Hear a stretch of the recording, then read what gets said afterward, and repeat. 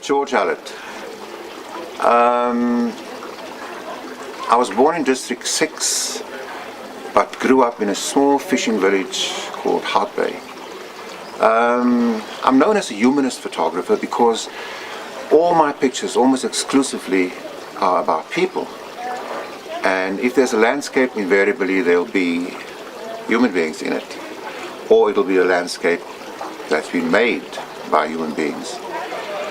So yes, I've been photographing since the mid-60s, which is a long way back. My earliest influences that drew me into this passionate way of life was through going to movies in Hard Bay as a kid. And I became the camera in these old black and white Hollywood movies. As the camera tracked or zoomed in, I was there.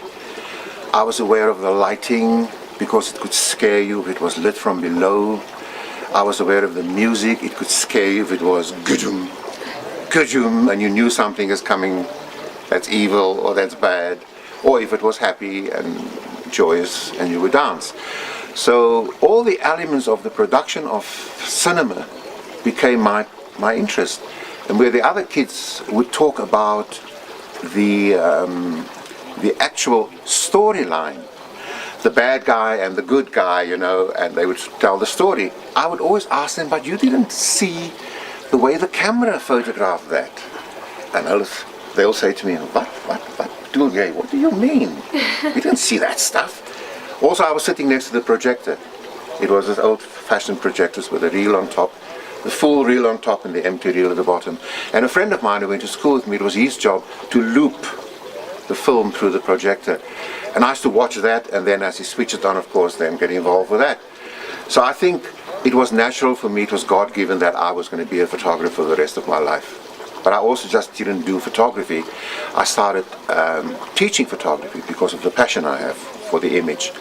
And I also started designing book covers in England, and eventually designing exhibitions, and also guiding younger people to assist them as a mentor to make it in the photographic world. I read a poem by a lady whose name I've forgotten. All I remember, it was ages ago, and the last line was, as an affirmation, I am woman, you know, je suis femme, and ek is 'n vrou. I'm proud of that. It's a positive thing. And recently, a few months ago, I started going through my files because I'm doing research for my retrospective exhibition that's going to take place at the National Gallery in Cape Town in 2012. As I'm paging through my contact sheets and negatives taken over the years, dating back to the 60s, I discovered that I photograph more women than men. And as I looked at the contact sheets, it became self-evident that there was a show. Because I was influenced greatly by females. My grandmother in Hard Bay, my aunt who was a teacher in Hard Bay, these were very powerful figures. They were more powerful than the male figures. My mother, who came to visit me occasionally, another powerful person. They would say, this is what you're going to become one day. They would tell me, we want you to be a teacher, and you do not mix with those people there or with those because they're no good for you. And you follow the rules, or you get a slap on your bottom. You know, you don't want to be a naughty boy, or you're going to get punished. So I've always admired women because without women, there is no world. And so this is still an investigation. The photographs that I'm showing tomorrow is around 40 photographs that starts in Cape Town in '69, moves to England in 1970, the age of Aquarius, the hippies, the feminist movement, you know, flower power.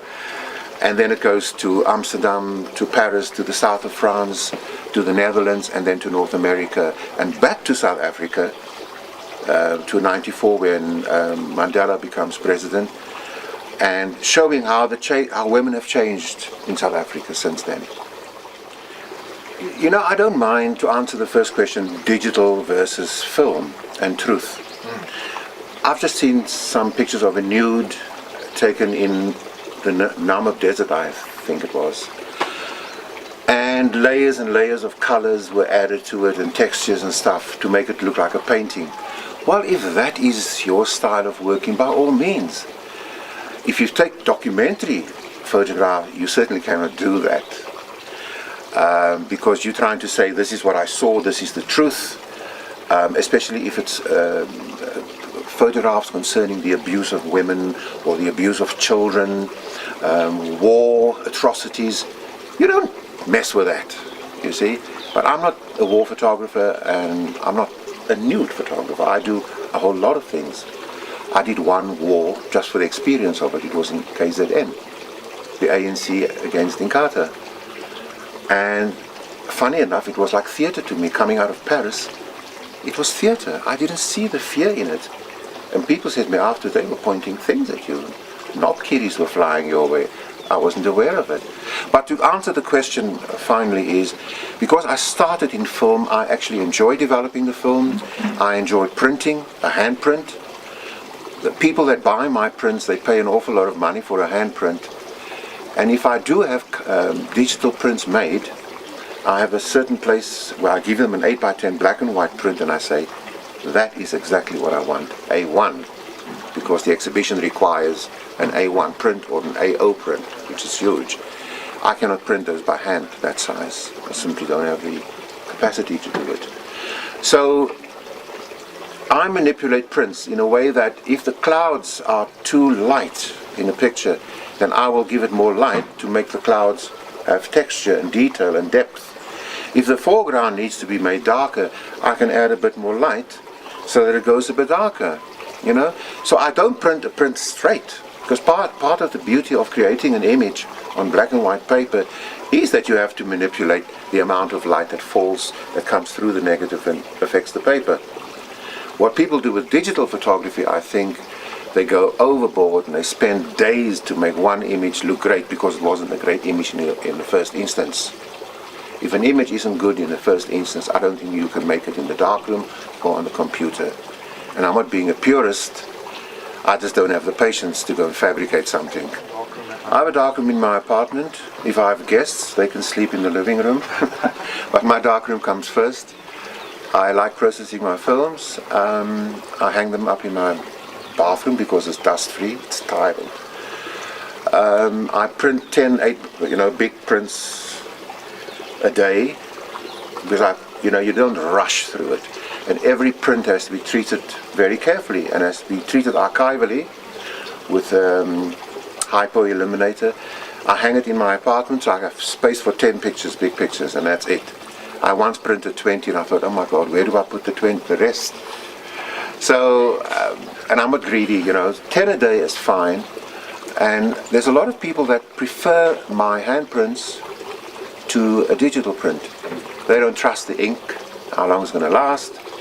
Although a lot of these people say it'll last 75 years. Well, black and white paper, 200-300 years, if you keep UV rays out of it. I see the picture when I take it. Pre-visualization, I see that should be taken. Composition like that. Moment, wait for the moment, because my camera is always preset. My camera is set for this light. If I walk into the interior of a house, I would then change it down to 60th of a second, open up the aperture in case something happens. So in terms of equipment wise, the camera is ready. When I see the picture in my mind's eye, I see it in black and white. If I have color film in my camera, which I occasionally do, then I will have to interpret everything in color. But those only for specific instances. I don't like bright colors. I like saturated colors.